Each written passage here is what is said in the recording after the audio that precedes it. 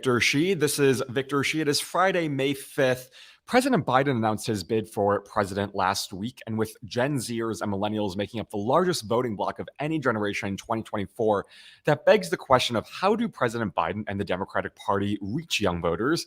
What are young voters feeling, and how do we get even more young voters to turn out and vote come 2024? Luckily, I have the perfect guest with me today, and he is John Della Volpe, the director of polling at the Harvard Institute of Politics, and my partner in crime on TV, as we've been on countless segments about the Gen Z vote together. John, it's so great to see you and to get the chance to pick your brain today. Thanks so much for joining me. Of course. Thanks for having me, Victor. Of course. So I want to start kind of at a 30,000 foot view right now, because you released, and Harvard Institute of Politics released its latest round of polling last week, and it provides some really interesting things about the attitudes and feelings about Gen Z. Walk us through that poll and some of the good and kind of interesting things that you found in there. Well, I think, can I start with a less good, Sure. news? Yep. Is that as you well know, Gen Z and the poll is focused on 18 to 29-year-olds. There's 55 million 18 to 29-year-olds. As you said, this cohort with the older millennials will be about 40% of the 2024 electorate. And this is a generation, like so many Americans, but more intensely, feel like they're besieged, right? That they are under attack, that there is this deep concern that we've known for years now, predating COVID, of the significant anxiety, depression, hopelessness that sadly has kind of befallen your generation. But when you connect that to politics, we can see where some of those pain points are. We know that roughly half of your generation, Victor, and it's more acute the younger that you are, feel physically concerned for their own safety. With mass shootings and school violence being at the top of that list.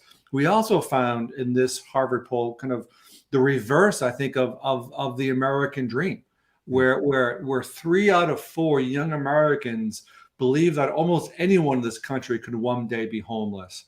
And a third actually think they themselves could one day be homeless, if not for a bad break along the way. And when we look at younger people of color, Hispanic, Black Americans, that gets closer to 50%. Wow. So, from economic concerns to concerns about gun violence to just kind of concerns about instability in their own lives, thinking about their future. This is a generation that's besieged. But as you know, there's a choice, right? And when people feel like that, you could flee or you could fight. And time and time again, since the eldest member of your generation, turned 18, the generation is choosing to stand up there and fight, right? Yeah. And fight for themselves and fight for others. So I want to get into that later, but when you mention kind of this onslaught of issues facing Gen Z, I want to ask you, because the biggest question I get is, what are the issues that Gen Z cares most about? What are the biggest misconceptions about Gen Z? I think it's impossible to distill it down to one thing, as you just laid out. But I want to ask you, since you study this generation more closely than most and have written a great book about it, what do you hope people learn and understand about Gen Z and the issues that we care about? A couple things. One is they need to understand that the stress and trauma is real. And in particular, the last couple of years because of COVID, or the couple of years before that, has been stressful. But that's about a quarter or a third of a young person's life. That's a small fraction of my life as a member of Gen X. But I think older people need to appreciate that the share of your existence has been based upon this trauma and chaos, which is creating anxiety, neurologically speaking. That's a really important one. The other thing is, when I ask young people a variety of ways, and qualitative or in surveys, I hear concerns about accessing clean air, clean water, concerns about accessing reproductive rights, healthcare, concerns about access to education, et cetera, et cetera. And the way I look at this is, to me, that all speaks to concerns that the basic fundamental human rights that your generation defines are slipping away. And I think most every other issue kind of within politics, it kind of really fits pretty neatly into sadly into that frame of fighting for basic human rights, things that we thought your generation thought was secure decades ago. Absolutely. And you mentioned that word fight, and I want to get into that and how it's translated politically. As probably most in our audience know, as you well know, Gen Z really started turning out in 2018, that mirrored in 2020, 2022, and then in Wisconsin just a few weeks ago. Talk to us about where Gen Z is and what we know about Gen Z electorally and politically based on the last couple of elections. I know there's still data coming in from 2022 in Wisconsin. How significant is this vote, and do you think it'll grow in 2024? Well, we can't take it for granted. That's the most important thing. Okay. But what we did see is, and we just had the voting supplement from the current population survey released early this week. So we have a solid set of numbers for comparison's sake from 2022. And what we see when we compare basically kind of rates of participation, apples to apples, midterms to midterms to midterms, going all the way back 30 something years, we see that the last two midterm cycles, 2018 and 2022, we've seen record or near record levels of participation, and it hasn't been close. In 2018, there's essentially kind of a doubling of the historical average for 18 to 29-year-olds, which translates to when baby boomers, when Gen X, when millennials were that age, 18 to 29, they voted roughly half the levels. That continued in 2022, and the data looks much closer to the 18 numbers than the previous cycles. And in some cases, like in Michigan, I believe they exceeded those levels. So we saw a similar story in 20 in the midterms, the highest rate ever. But Victor, that's an aggregate. But when we look at college campuses, right, where young people on college campuses are voting essentially at the same rates as all other Americans, right? So I think it's a fairly conservative view when we look at the entire generation, knowing that there are some pockets, specifically some of the far right conservative elements of this, who just haven't been participating for one reason or another. The other thing is that, especially in 22, without question, we have a red wave. There was a red wave among the parents of Gen Z. Right? Among people in their 40s and older, Republicans won handily. It was the combination of Gen Z with the millennials that blunted that red wave. So what about it? What about blue states, or what about kind of states like Michigan, Wisconsin, which I think they kind of top the list for the most youth turnout in 2022? What is it about those states that kind of engage and mobilize young voters and really got them out to vote? Like, what is the model that they can provide for other states that are trying to get young voters out there? Well, there's a couple of things, one of which starts with like same-day registration, right? So without question, same-day registration has, I think, a significant role to play on this. But, without same-day registration, there are still plenty of ways to kind of certainly could engage younger people. But the way it was described to me in those states is like there was like a voting vibe, okay? They're like it was like a right vibe. And what does that vibe like? The vibe is kind of is a sum of understanding the stakes of the election, right? Understanding the differences between the two parties, understanding that those basic rights, that we spoke about are kind of at stake, right? And then empowering younger people, specifically young people on college campuses, to do their own, to use their own tools to organize people. What's really interesting, specifically, I think, Victor, about Wisconsin is your generation has grown up organizing relationally through social media. Really important because of COVID. But when you take that and then you overlay that on terms of the traditional grassroots organizing, which we saw in 23 Wisconsin, that's when I think like really big things can and have happened. Absolutely. But it's about getting the mechanics right, but also getting the attitude and the vibe right as well. Yeah, there's a lot of work to do on that front. But you mentioned relational organizing, which is one of, I'm with Voters of Tomorrow, which is one of our favorite terms is, use social media, but you also have those peer-to-peer conversations. And that seems to work best when we try to engage and mobilize young voters. I want to switch to President Biden, because I know you've talked a lot about his candidacy and kind of what his race represents for young voters. Give us a sense of how President Biden kind of penetrates through to young voters. One of the most common things I hear is, the age and how old he is, but how does he penetrate through that and reach this young generation that wants to see, I guess, new and young leadership? Well, I think he penetrates through, number one, on his own by listening to younger people, right? Your former, I think high school classmate, and who's now a student of mine at Harvard with 4 other young people. We briefed the senior members of the administration last week on the details of this youth poll. So that is one thing that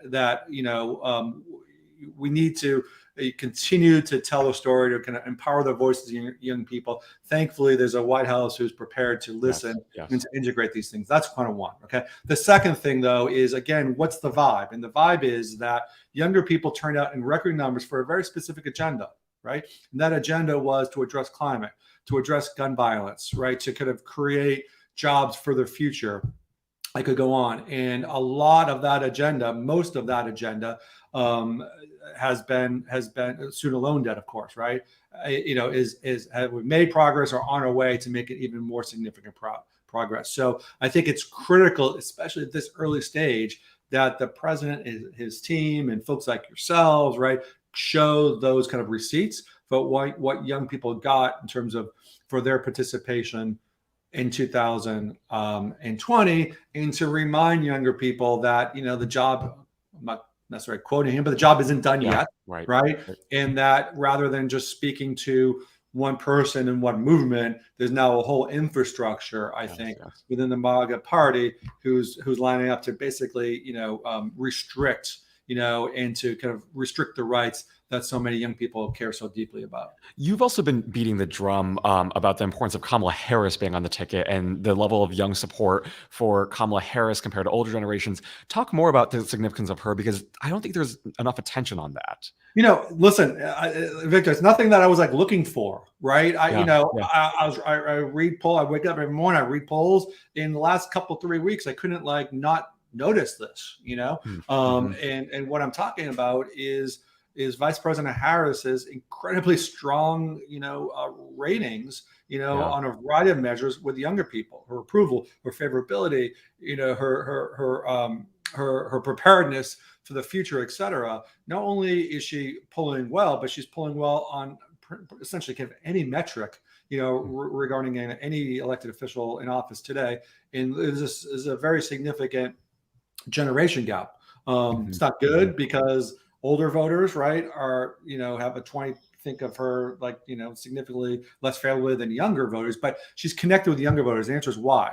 And, I think that she's been very clear, specifically of recent time, but standing up for those rights, right? Going to Memphis, standing up for the third or so of women who have lost their reproductive rights, et cetera.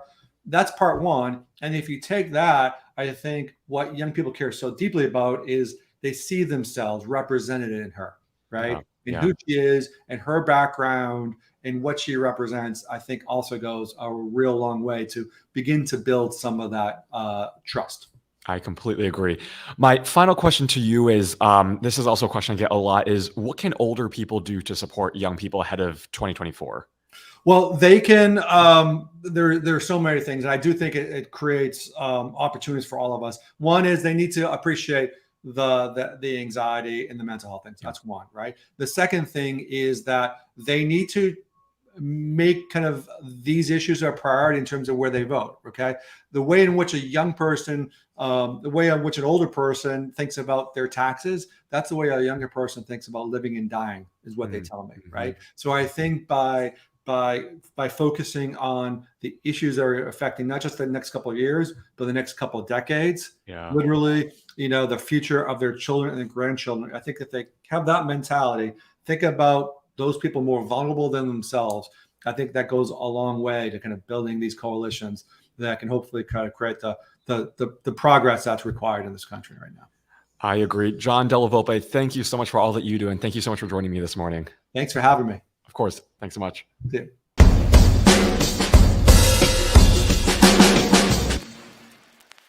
Well, John Della Volpe is always wonderful and powerful.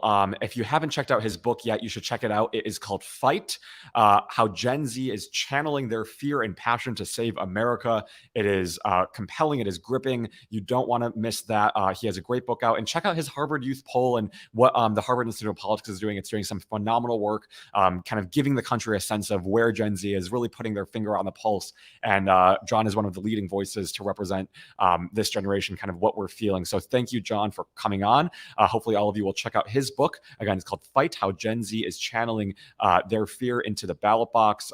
Please, and to save America, please check that out. It is wonderful.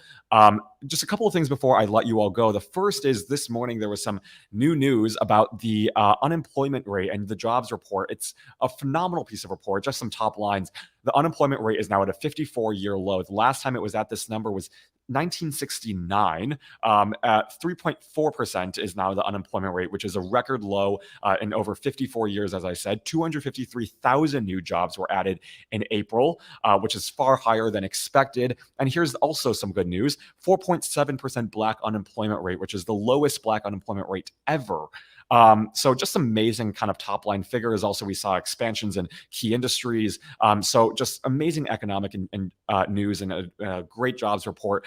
And it's just kind of yet another indication, when you look at the differences between these two parties, you have the front runner of the Democratic Party that is doing this. I mean, they're creating new jobs. They're delivering for the American people. They're really making sure that people can access opportunity, access new jobs in this difficult economy. And then you have the Republican side that has this debt ceiling plan and might even go to default, and including that plan are slashes to veteran benefits, to student loans. I mean, all of these things are kind of against the American people. And you just look at the two kind of contrasting parties, and you have to ask yourself, I mean, it's not even close. I mean, you have one party that clearly cares for people, that wants people to succeed, and one party that just doesn't. And so when you look at this economic report, I just hope it shows everyone, numbers. I know it's kind of sometimes hard to conceptualize, what is 3.4%, what is 253,000 new jobs, but this is an amazing economic report, amazing jobs report, and something that, at least under Democrats, we have to be able to reclaim that issue of the economy, because Republicans have run on it for so long.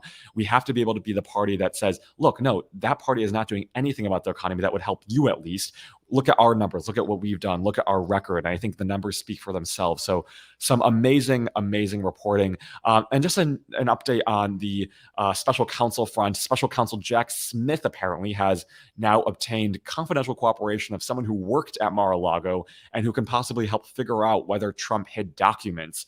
This was per a new New York Times reporting. And they said in that federal prosecutors investigating former President Donald J. Trump's handling of classified documents have obtained the confidential cooperation of a person who has worked for him at Mar-a-Lago.